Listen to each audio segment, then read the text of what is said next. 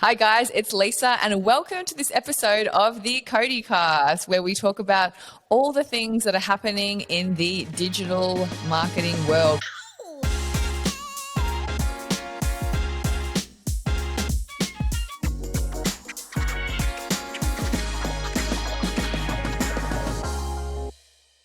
On today's episode, we are joined by the amazing Brad, who has the coolest hair at CODI. Welcome to the show, Brad. Thank you. I need to incorporate coolest hair into my name somewhere. It's Brad, the coolest hair male here at CODI. I feel like you need to do it into your signature as well, your email signature, which is good. So in terms of digital marketing, we work quite closely together on digital strategy for our clients, which I must say is a lot of fun. You are so good at what you do, which makes my job a hell of a lot easier. But I really enjoy learning from you, especially, when it comes to looking at stats and analytics and, what's happening on all the platforms. I just feel like there's just so much information out there. It's really hard to stay up to date with what's going on. So it's really good to have people that you can bounce off. And today I actually wanted to talk about, what people should be saying, like people and brands should be saying on what platform, because I think that there's a temptation to try and post on every single platform, and God knows there's a lot of them, and that definitely takes a lot of time. But really, I think that it's not even actually necessary for a multitude of reasons, which we'll touch on today. But firstly, say, for example, if you had a potential client come to you and say, what platform should I be on? Where would you even start? Yeah, I think the obvious place to start would be to ask them who they want to talk to, who is their audience, whether that is an already established audience, if they're a business that's already active and live, or if they're wanting to talk to a new audience. So a lot of the times we get clients come to us and they want to start talking to a younger audience, for example. So maybe they're traditionally dealing with kind of like a older millennial, kind of 30 to 35-year-old audience, but they really want to tap into that early 20s market. So that's where we'd look at the data, say, where are these people at? And then usually it's Instagram or TikTok with that age group. And then that's where that kind of conversation would go. But yeah, definitely first step is who you want to talk to, as opposed to first step being where you want to be. And I guess, do you think it's necessary to be on every single platform out there and talking? I think not. I think there's each platform, although there is similarities between your social media platforms, they all serve a different role and a different purpose for an audience, for a consumer at the end of the day. Someone's going on to LinkedIn to look at something very different to what they look on at TikTok or YouTube. So audiences your audience is going to treat these different platforms differently. So you should treat your messaging and where to do that messaging differently as well. Yeah, fantastic. And then when it comes to actually identifying platforms, once you've worked out your audience, I guess the next step is to work out like what you should actually be posting on those platforms, because I think when it comes to investing in creating content, it can be, tempting to just push out the same content on every single platform, in exactly the same format. But is that good to do, or is that best practice? Yeah, it's definitely something that, a lot of brands have done and will continue to do, is to have a bit of content they've made and worked hard on and figure, well, I took the time to make this video, for example, I'm going to push it out everywhere. At the end of the day, though, if you really want to maximize your results, you're going to have to make content that's optimized for each social media platform. So whether that's a Instagram reel versus a TikTok, although they're very similar in terms of obviously Instagram kind of trying to copy TikTok and jump on that short form video, they're still different enough that, the way that you want to look at it and the way that we look at the audience that's consuming it is different enough that even if you have the same raw footage, you might edit it in a different way.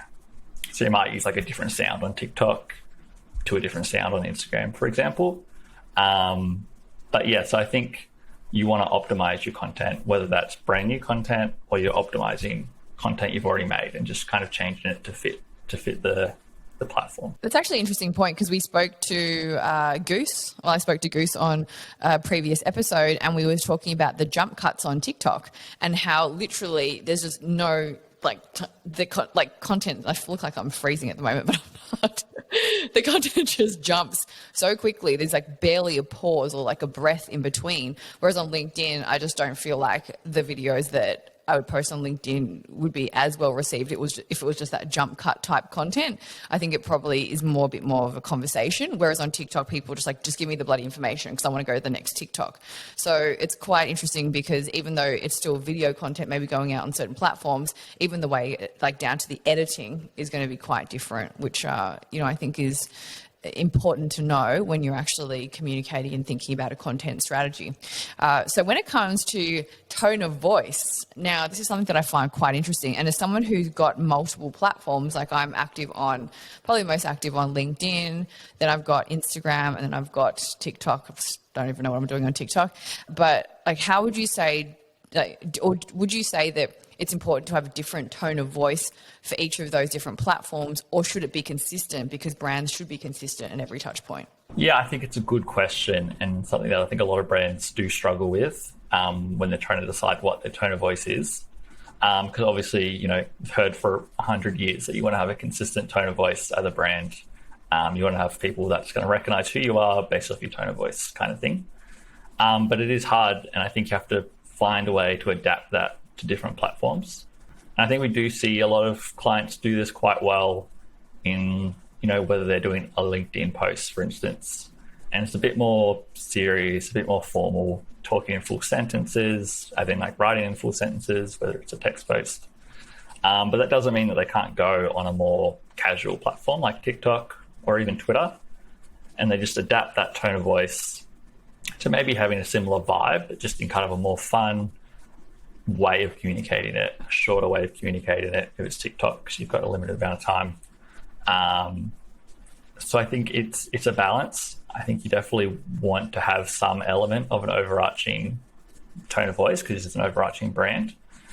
But yeah, we always recommend that you match your tone of voice, you match your vibe of tone of voice to the platform, because you want your audience to resonate with it, and you want your audience to, you don't want to stick out too much. If you're on TikTok and all of a sudden you're doing a 3-minute video that's, a LinkedIn video, people are just going to scroll past it because it doesn't fit with everything else that they're watching.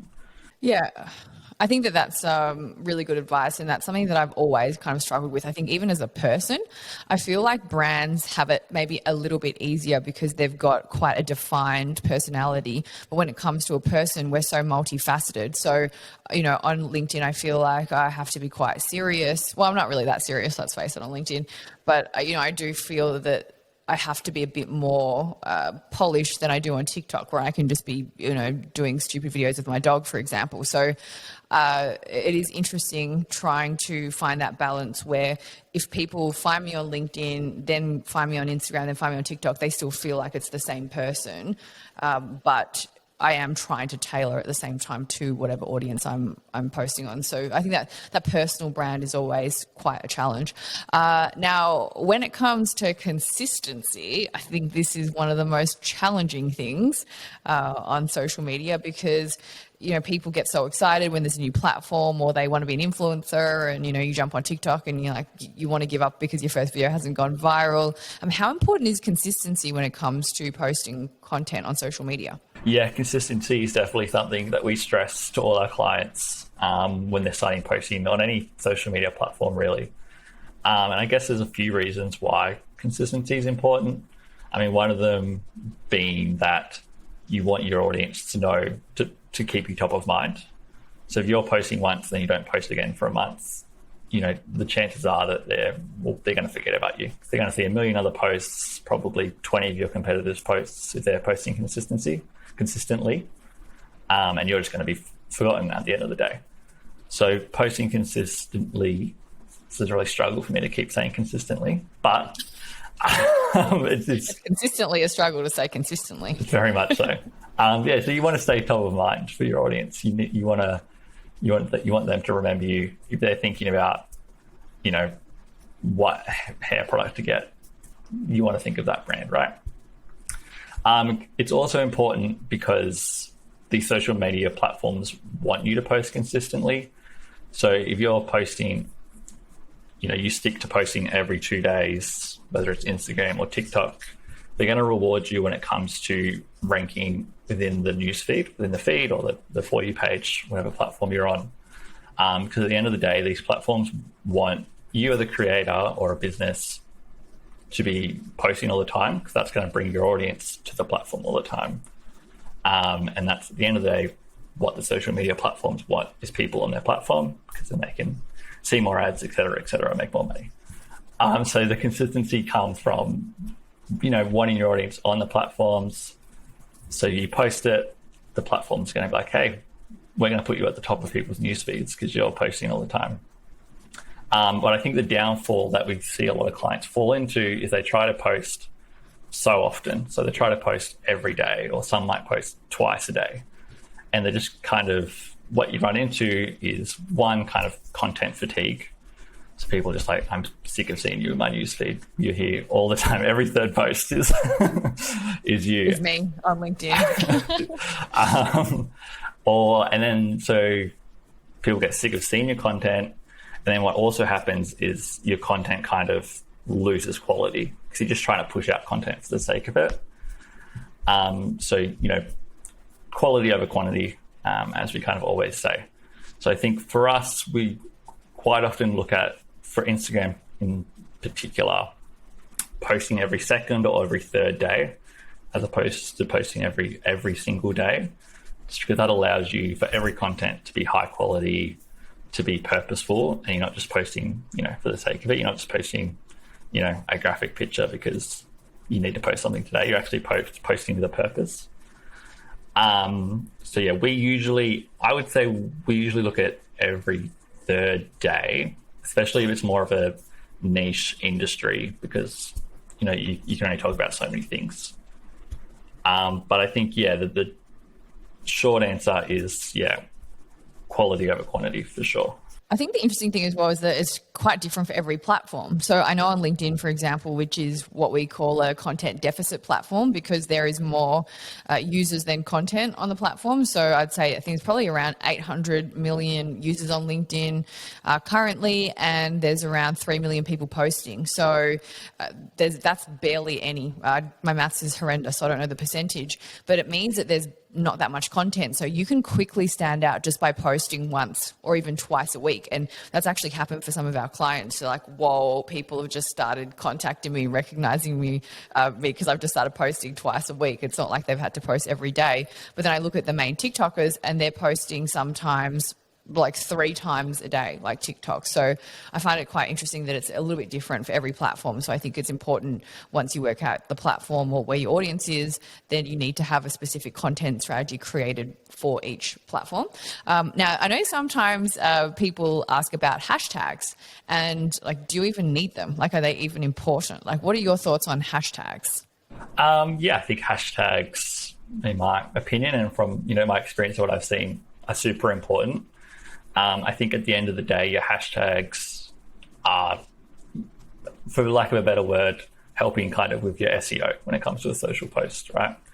So it helps if your audience is searching for something and your hashtag that's on your posts falls into that, it's going to come up in the search, right? If your hashtag, I don't know, football, and you're an AFL team, it's going to come up, right? It's a poor example, but you get what I mean. So there's that aspect to it.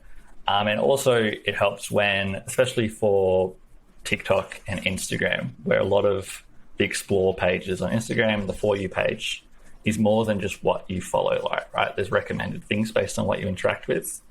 So if you have an audience who is interacting with a bunch of this category, you want your business, your page to show up within that recommended, right? So your hashtags will help with that. So your audience is, say, interacting with a bunch of what's an example? A bunch of footy teams or a bunch of stuff, right? And your business is selling footballs. If you're having hashtag football, hashtag AFL, whatever, chances are you might show up in that explore page. So it helps with that side of, I guess it's kind of SEO side of it, where it's it helps you be in the categories you want to be in. I guess a big question when it comes to hashtags we get from clients, especially on Instagram, is how many hashtags should they use? So I'm sure if you've scrolled Instagram for any amount of time, you'll see people having like 50 hashtags on all their posts, and they put it in their caption or they put it in their comments, or where do they put the hashtag, how many. It's just half of Instagram seems to just be hashtags sometimes. I think it was very interesting at the end of last year, Instagram, came out with talking about their products and stuff. And they actually said the recommended amount of hashtags is like a lot less than what people are doing. They recommend about 4 or 5 hashtags, which I think a lot of marketers, me included, were quite skeptical of, because it seems to go against what's always been kind of the thought, is doing more hashtags is better. But then it's coming straight from Instagram, so it's kind of hard to argue with it. So it's something that, we're definitely testing with clients and with our own stuff as well. And just having less hashtags, but making them super relevant. One of the things that I know a lot of the platforms keep saying, and people seem to not listen when it comes to hashtags, is that there's no reward for having like hashtag viral or hashtag For You page on TikTok or like hashtag explore. People still try it and maybe it does work, but from all we've seen and from what the platforms are saying, it's something that people just kind of do in the back of their head, but doesn't actually make any difference. I definitely remember when I started using TikTok, I had to Google what is FYP. Like, what's hashtag FYP? Oh, for sure. What does this mean? I think everyone's done it, yeah. Exactly. Well, that was hashtag great advice, Brad. I really appreciated that. Love that. Love it. I wonder how many times you said the word hashtag in the past 5 minutes. I feel like the word hashtag is starting to sound really funny now. So in terms of the algorithm, I honestly feel so frustrated with the algorithm on so many platforms. I can't work it out. I can't understand it. And when I look at platforms like Instagram, I just think, what are you doing? Why are you not pushing content out? It's so annoying. And even LinkedIn, like I can see the algorithms are, being shaped at the moment all the time, and it's reducing over time organic reach. How important is it to keep up with what is happening on the algorithm and making sure that you're tailoring your content strategy to do that? I think it's a very interesting conversation, the algorithm. I think a lot of people have a lot of different views on how to kind of approach it and how to tackle working within the algorithm, fighting the algorithm, whatever. I think it's hard because you talk to clients and it can be quite daunting when, about this algorithm. You talk about the algorithm and it's kind of scary. I think at the end of the day, it's a very quick kind of broad answer. The algorithm just wants you to post content that people are going to connect with. At the end of the day, every decision that gets made on the algorithm that's the end goal. They want your audience to engage with your content. Excellent. Well, thank you so much for stopping by today and sharing all your hashtag knowledge bombs with me. Really appreciate it, and our audience. If you want to pick Brad's brain, then engage CODI. No, I'm just kidding. You can probably hashtag plug. Hashtag sponsored content. It's not even sponsored content. Hashtag shameless plug. But if you want to learn more from Brad and the team, then make sure you give us a follow, you subscribe wherever you listen to your podcast or watch your podcast, and also leave us a rating and review. And feel free to reach out if there's certain topics as well that you want us to cover, because we're here to help you guys and share all of our digital knowledge with you. I don't have a lot to share, but I'm sure the team definitely do. So stay tuned for more episodes, and we'll see you on the next show. Thanks, Brad. Thank you.